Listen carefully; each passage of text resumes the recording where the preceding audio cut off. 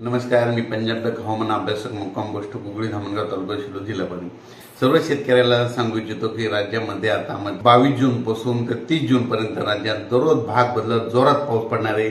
म्हणून ही प्रथम शेतकऱ्यासाठी आनंदाची बातमी.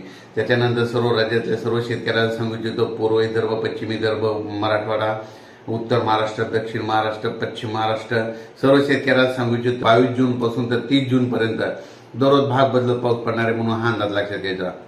राज्यामध्ये काय झालं की आता जवळपास 60% जवळपास पेरणी झाली आहे आणि 40% लोकांची पेरणी शिल्लक आहे.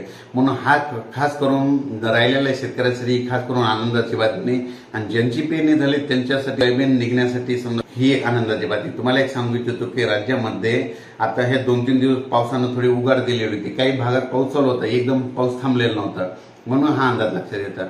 पण राज्यातील सर्व शेतकऱ्याला सांगू इच्छितो 22 जून पासून 22, 23, 24, 25, 27, 28, 29, 30 तारखेपर्यंत राज्यात दररोज भाग बदलत मोठा पाऊस पडणार आहे. म्हणून हा सर्व शेतकऱ्यांनी अंदाज लक्षात घ्यायचा.